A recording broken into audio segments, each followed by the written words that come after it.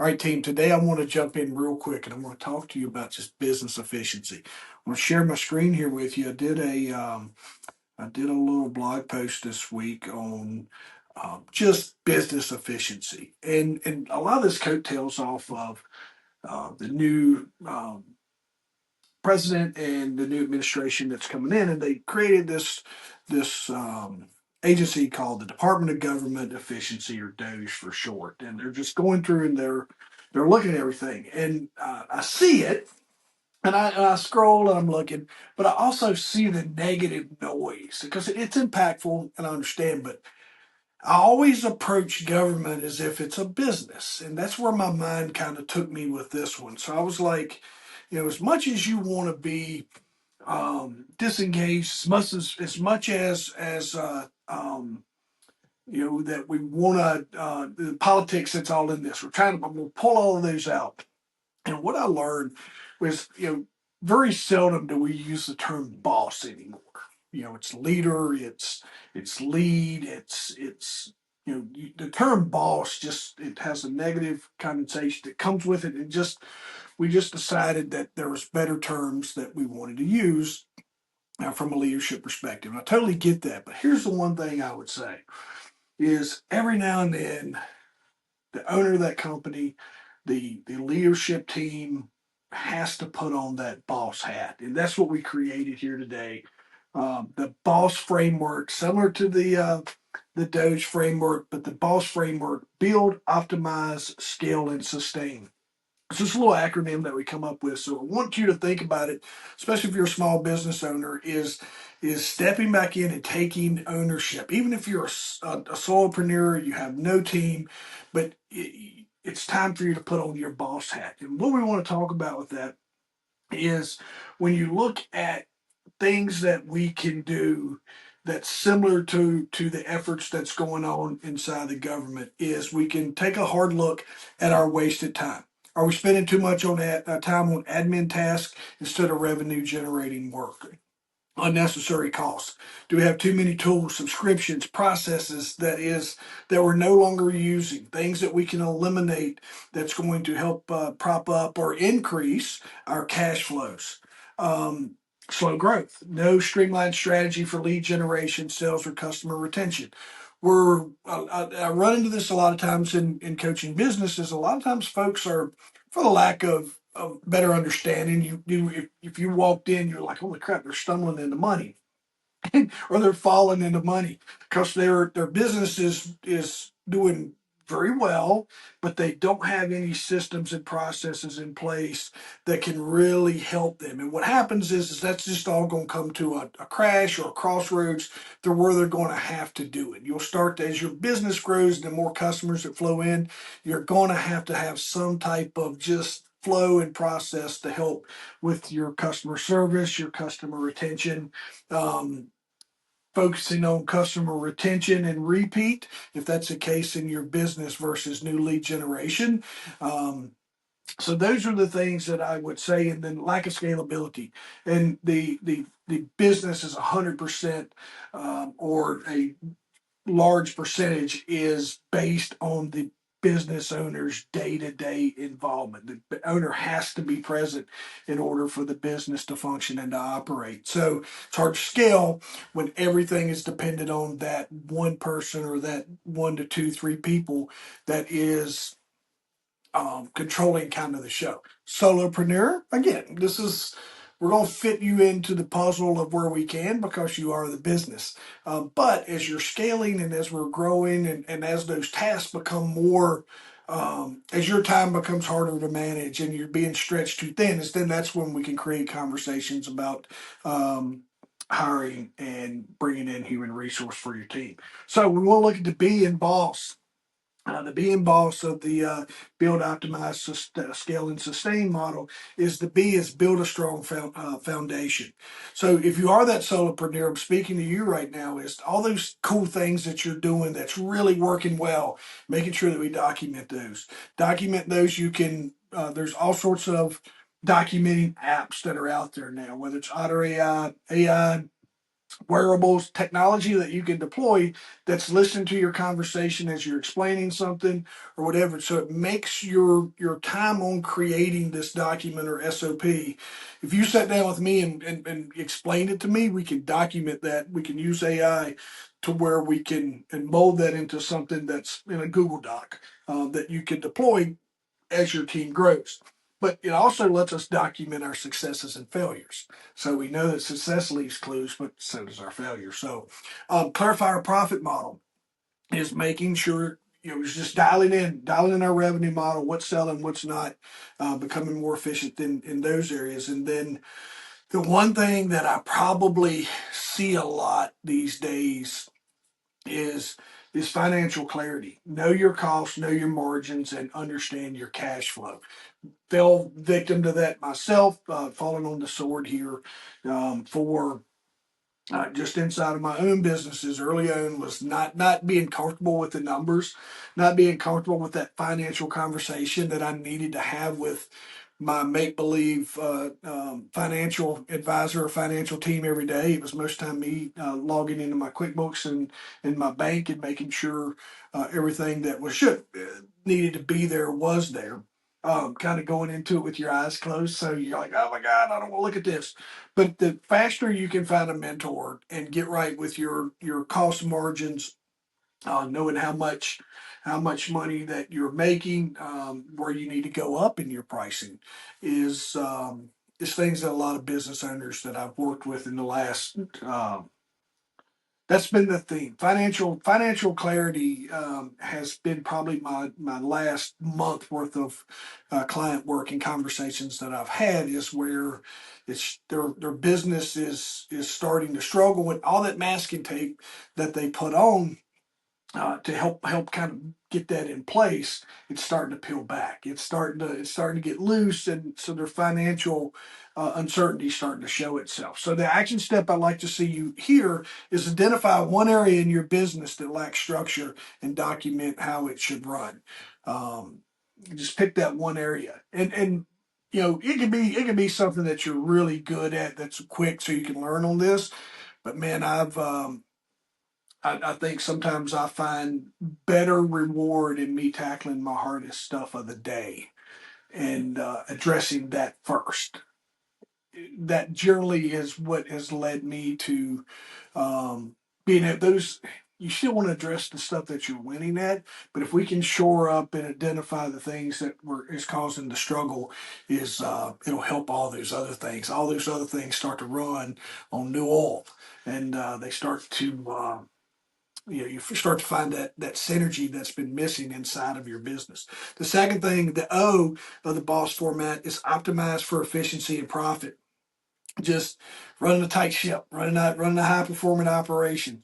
Automate where we can. Your billing, your customer service, and scheduling time, but don't automate to where we sacrifice those customer relationships that are so important for small businesses. Automate to where they don't have to stand in line. And they can order ahead of time, maybe, if we're using that as an example. But when they come in, make sure that customer service element is there. Um, I think there's that fine line when we're talking about automation that I want everyone to understand is if we over automate, then we've lost our culture and our customer service side. So kind of keep that in mind. Um, Cutting unnecessary subscriptions, vendors, and expenses. Just taking a deep dive. One of the first things when I come in and looking at a business sometimes that's struggling or maybe successes is, all right, let's look at what's some things that we can get rid of. When I moved into the gym, we had hardline cell phones or hardline phones, which was an added expense to have it's a POTS line, plain old telephone service. It's the one that's corded into your wall. They're almost like, I'm like, why do I need this? And if you got multiple locations, man, I can choke this down. I can bring this all into one sideline or Google Voice or a virtual number that I can push all my customer service if I have to. At the time it was all coming to me. Last thing I had all those other phones that I had was call forwarded to my cell number, and so it just there's unnecessary expense when you look at little things like that. And those are things that is, if you buy your internet, well, you're gonna need this. It's a $30 or $50 extra charge a month, which doesn't seem a lot until you're struggling. And then, but it's also unnecessary. Like, well, we could use that in that's for a lot of small businesses when you're trying to find, $50 to run that Facebook campaign. There it is. We can cut some of the unnecessary things where we can increase our marketing budget, which leads to more people in the door. Create faster workflows so your business runs smoothly without micromanagement. I would, micromanagement is a term that is way less used because we do it less. We've learned, we've evolved, we've decentralized our leadership processes and empowered our teams. And if you're struggling with that and letting go, let's get together. Let's talk about that. You can jump on jeffreyrobertson.com. You see my logo. Let's create a conversation about what we can do to help you get more comfortable about empowering your team versus you feeling like you got to oversee them. And sometimes that's a training issue. I was working with someone the other day where it was more of a training issue, but then they weren't giving they expected their employees to do what they had signed up to do without kind of nurturing them. So those employee conversations are um, they're super powerful. They're super value. So don't overlook just because you train someone. Try to give them 10 minutes a week or whatever that looks like. For me, in some of the roles I've had, I needed about 15 minutes a day just to cover everything that I was working on, the progress of the project. So I was one of those when I was my last W-2 was. I needed the owner's ear for about 15 to 20 minutes at the beginning of the day and about 15 to 20 minutes at the end of the day. In between that, the owner should really be trying to grab in 10-minute, 15-minute conversations with each employee because it's just part of having employees is making sure that whatever they need that we're delivering. So it's not just they need to figure it out. It's like, what can I do to help you do your job more efficiently and getting that feedback from them. Some things we're not going to, you can't deploy immediately. Some things they're either budgetary, they don't make sense, but some of the ideas that's come up to me, I'm like, wrote it down, figured out the biggest thing when I'm vetting an idea is how does it affect all of us? If I shore it up over here, am I going to create a leak over here? So I always just kind of vet that idea to make sure that it's the greater good for all of us versus what it's going to do for one person. If it's going to affect the majority of everyone negatively, I explain that. I'm like, hey, this is what I need you. I know you don't see this side of it, but look through this lens for a second and let's come back with your idea. It's not a bad idea, but come back with something that's going to help me help everyone versus just yourself. Um, the next is we're rolling. So our action item there. Um, Find that one task that you can automate or delegate today. You probably have a list of them. So let's make sure you find that one thing that you can automate or delegate today. Automation can be scary. Tools like Zapier and create amazing workflows. So if you don't know how to use that stuff, again, I can walk you through what automating and some of that stuff looks like inside of your business. It's once you get it in place, it's typically set and forget until you want to change something up. Um, our first S is scale with smart systems. Goes back to me just leading in mentioning with Zapier and some of the automation tools that are out there. Growing your business doesn't mean working more; it means working smarter. Um, Set up repeatable sales and marketable system. When a lead comes in, have it drip into your email program that drips them content about your business, and then if they buy, as it moves them into another flow to where then they're a customer sequence. Those are things that you can set up that are very automated. That you don't have to touch is when the last thing you want to do is have you probably all run into it. It's a great example, and I still see it happen from time to time. It's the person who prints the PDF to scan it back in so they can get the file back in their computer. That still happens. Um, but those are if your leads are coming in and if they're coming in automatically and they were having to paper them or something along those lines, we can probably figure out a better way to get those leads to where everything's kind of digital. And then once it's digital, we can put it in different platforms. Hire strategically. High value talent, not extra hands. Don't hire out of impulse, is what you'll hear me say. Hire slow, fire fast. Make sure it's a culture fit. Make sure it's a team fit. Uh, that's probably been one of my larger conversations or one of my broader conversations in the last 3 weeks is just good hiring practices of what someone can deploy inside of their business. Everything that I've been taught, the success I had the first few times that I went to hire, 99% my fault because I was hiring more out of impulse than I was out of fit. And so then I changed all that, and then your first kind of meeting was with me, setting core values, seeing how you interact. Always when you're looking to onboard someone in those first initial meetings, is find 5 to 10 markers that you're quietly evaluating for. It's maybe personality, it may be skill, whatever that might be, but it's things that someone that's going to work in this position should automatically have. And for one of mine was customer service, and it was holding the door. So I would always kind of position us to where the person was near the front door. I had told them, hey, one of the jobs that we do here is we hold the front door. When folks are coming in and we say them by name, if you don't know their name, you introduce yourself. And literally the first test within the first 20 minutes or so of meeting me was somebody would come to that door and I would pay attention to how they responded. So find those little things in your head that you can, that you're just kind of evaluating on. It's not a bad thing, but you know that if that person that doesn't have that impulse to go hold that door, after you just told them, but naturally may not be a good fit for you. Time to move on. Thank you for your time, but keep looking. Hire slow, fire fast. Dave Ramsey's got a really good sequence he used. I read his books before.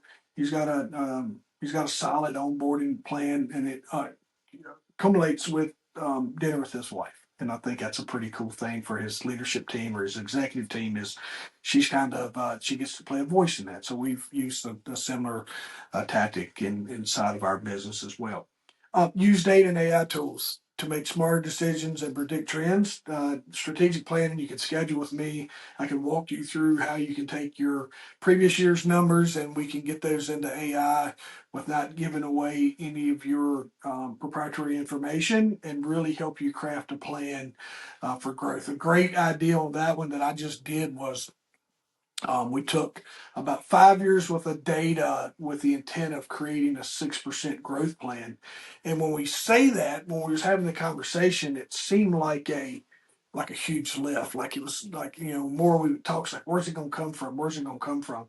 The more the more we kept diving into the data through AI's assistance, is we ultimately ended down that if there's like a 4 or 5 salesperson team, that if the sales team could maintain their sales that they had, but add 3 more units a month per salesperson, they would hit that 6% goal. And so when you go to your sales team and you go to that individual and you go, hey man, I need you to do what you did last year, but give me 3 more. Most of the time that's just in follow up. That goes back to some of our sequences that we talked about earlier. You can find that in follow up. You can find that in you can generally find 3 sales by just calling someone and following up with them on something, a conversation that you had. Or in today's times, if you're emailing out your stuff or you have a CMR, most of the time you can text them and just say, where would you like to take this from here? And you can recover 3 sales kind of like that as well. The other thing I think it's overlooked when it comes to recalling sales is going back to this time last year's clients that were quoting, that were looking, that may have couldn't found what they were looking for, or they settled on something that was not there. It's going back and following up with them, especially if you got what they're looking for this year. That can be a big deal. So action steps. Identify one process, lead generation or customer service onboarding that needs systemization. If you're struggling to figure it out, give me a call. You can schedule with me through my website, jeffreyrobertson.com. You can we'll do a quick 15-minute call, just see if I can help you. I won't waste your time, and if it's something I can help, then we'll further the conversation. We'll figure out your needs. But I always kind of just do a quick 15-minute to make sure that it's a problem I can solve. And um, most time it's I can figure most all the flows and systematic stuff out within 15 minutes. If I need more time, we can figure that out. The last S, as we wrap up here, sustain for long-term success. Reinvest your profits into automation, marketing, and talent. Um, can't those should be underlined. Stay pivot. I did a talk and I'm going to do a podcast on it next week on my pivot plan, and just everybody uses the word pivot. Hey, you need to pivot. Well, nobody really tells you how to pivot. So I came up with a pretty cool strategy on teaching you how to pivot, when you need to pivot, how you're, but just one of the keys is constantly evaluating your business, looking at those monthly numbers, comparing them, especially when you get benchmarks. Is once you have data, we can look at why Monday sales are down versus Wednesday sales, and we can start figuring those things out. So that makes us adapt to market trends. We have to be on top of that and looking inside of our businesses. And then going back to keeping tight financial control takes us back to making sure that we get right with our numbers. So if you look, this last little bit is very financial focused, and sometimes it needs to be there because a lot of small business owners, they get nervous around the numbers. But if we just if we approach it, find the right help, get with the right people that can help you in these manners, it just helps us adapt. It helps us grow. It helps us pivot. When pivot pivot means when our revenues are dipping down and we can't recover, or it's going to be a lift. COVID caused us to have to pivot inside of my businesses. I was running driver improvement, and which was you couldn't do in person any longer, and I was running group exercise, which you couldn't do any longer. So I had to figure out how I could take my group exercise program online. So pivot is 100% on your situation, but it's when we really need to start thinking about those uh, our alternate plans to kind of shore up and get our revenues going back in the direction that they need to be. So set a quarterly financial review to analyze if you're a multi-member LLC and you got multiple partners in your business. This shouldn't be a quarterly review. You guys should be reviewing your numbers at least once a month and going over your pictures and being very transparent with where you are, so that way you can put systems and processes or policies. You can take action in areas that need your help. So um, that's all I got, folks. If there's anything I can do, and as you're looking through that, you can find this blog. I'll post this in the comments as well. If there's anything I can do to help further this conversation for you, help it all make sense, but help you become more efficient in your business, and you should. The one thing about small business, small, medium, large businesses, our dollars matter, and every dollar is very important to the success of that company. We want to make sure that we're optimizing each one of those to its fullest potential. Hope it helps. Let me know. Be sure to like, share, comment. I love your questions and your interactions. Thank you for listening to my podcast episodes, and the business folks and the resilience um, guests that's come on here and shared their amazing story. So you find a smorgasbord of fun on the Second Chance podcast. So thank you for all your support, and any of the business conversations I can help you with. Be sure to reach out for me at jeffreyrobertson.com, and like, share, comment on our video. So have a good day. Thanks for tuning in.